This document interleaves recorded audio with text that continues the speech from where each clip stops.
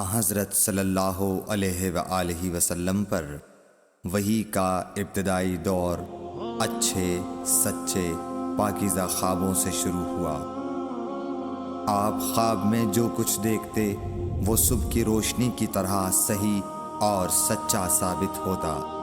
پھر من جانب قدرت آپ تنہائی پسند ہو گئے اور آپ نے غار حرا میں خلوت نشینی اختیار فرمائی اور کئی دن اور رات وہاں مسلسل عبادت اور یاد الہی و ذکر میں مشغول رہنے لگے۔ جب تک گھر آنے کو دل نہ چاہتا توشہ ہمراہ لیے ہوئے وہاں رہتے۔ توشہ ختم ہونے پر ہی اہلیہ محترمہ حضرت خدیجہ رضی اللہ تعالی عنہا کے پاس تشریف لاتے اور کچھ توشہ ہمراہ لے کر پھر وہاں جا کر خلوت گزین ہو جاتے۔ یہی طریقہ جاری رہا یہاں تک کہ آپ پر حق منکشف ہو گیا اور آپ غار حرا ہی میں قیام پذیر تھے کہ اچانک حضرت جبرائیل علیہ السلام آپ کے پاس حاضر ہوئے اور کہنے لگے کہ اے محمد پڑھو۔ آپ فرماتے ہیں کہ میں نے کہا کہ میں پڑھنا نہیں جانتا۔ آپ صلی اللہ علیہ وسلم فرماتے ہیں کہ فرشتے نے مجھے پکڑ کر اتنے زور سے بھینچا کہ میری طاقت جواب دے گئی۔ پھر مجھے چھوڑ کر کہا پڑھو۔ میں نے پھر وہی جواب دیا کہ میں پڑھا ہوا نہیں ہوں۔ اس فرشتے نے مجھ کو نہایت ہی زور سے بھینچا کہ مجھ کو سخت تکلیف محسوس ہوئی۔ پھر اس نے کہا کہ پڑھ۔ میں نے کہا میں پڑھا ہوا نہیں ہوں۔ فرشتے نے تیسری بار مجھ کو پکڑا اور تیسری مرتبہ پھر مجھ کو بھینچا۔ پھر مجھے چھوڑ دیا اور کہنے لگا کہ پڑھو اپنے رب کے نام کی مدد سے جس نے پیدا کیا اور انسان کو خون کی پھٹکی سے بنایا۔ پڑھو اور آپ کا رب بہت ہی مہربانیاں کرنے والا ہے۔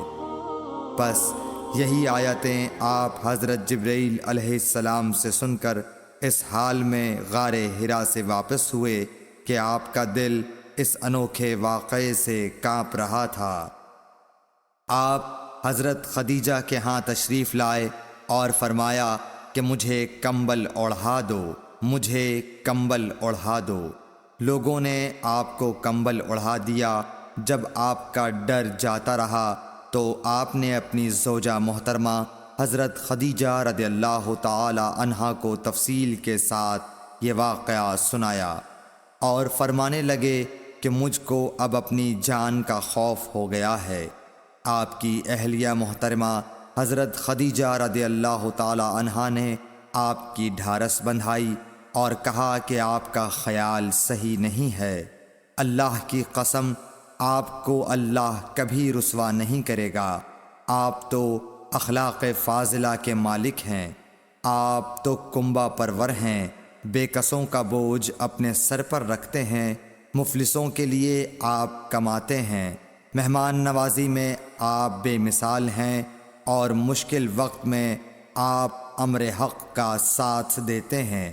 ایسے اوصاف حسنہ والا انسان یوں بے وقت ذلت و خواری کی موت نہیں پا سکتا۔ پھر مزید تسلی کے لیے حضرت خدیجہ رضی اللہ تعالی عنہا آپ کو ورقہ بن نوفل کے پاس لے گئیں جو ان کے چچا زاد بھائی تھے اور زمانہ جاہلیت میں نصرانی مذہب اختیار کر چکے تھے اور عبرانی زبان کے کاتب تھے۔ چنانچہ انجیل کو بھی حسب منشائے خداوندی عبرانی زبان میں لکھا کرتے تھے۔ انجیل سریانی زبان میں نازل ہوئی تھی، پھر اس کا ترجمہ عبرانی زبان میں ہوا۔ ورقہ اسی کو لکھتے تھے۔ وہ بہت بوڑھے ہو گئے تھے، یہاں تک کہ ان کی بینائی بھی رخصت ہو چکی تھی۔ حضرت خدیجہ رضی اللہ تعالی عنہا نے ان کے سامنے آپ کے حالات بیان کیے اور کہا کہ اے چچا زاد بھائی، اپنے بھتیجے محمد صلی اللہ علیہ وسلم کی زبانی ذرا ان کی کیفیت سن لیجئے۔ وہ بولے کہ بھتیجے آپ نے جو کچھ دیکھا ہے اس کی تفصیل سناؤ۔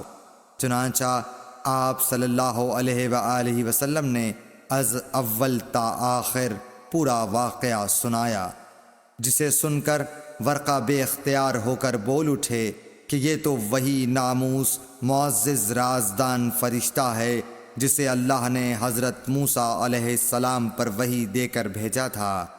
کاش میں آپ کے اس عہد نبوت کے شروع ہونے پر جواں عمر ہوتا، کاش میں اس وقت تک زندہ رہتا جب کہ آپ کی قوم آپ کو اس شہر سے نکال دے گی۔ رسول کریم صلی اللہ علیہ وآلہ وسلم نے یہ سن کر تعجب سے پوچھا کہ کیا وہ لوگ مجھ کو نکال دیں گے، حالانکہ میں تو ان میں صادق و امین و مقبول ہوں؟ ورقہ بولا، ہاں یہ سب کچھ سچ ہے، مگر جو شخص بھی آپ کی طرح امر حق لے کر آیا لوگ اس کے دشمن ہی ہو گئے ہیں۔ اگر مجھے آپ کی نبوت کا وہ زمانہ مل جائے تو میں آپ کی پوری مدد کروں گا، مگر ورقہ کچھ دنوں کے بعد انتقال کر گئے، پھر کچھ عرصے تک وحی کی آمد موقوف رہی۔ صحیح بخاری حدیث نمبر 3۔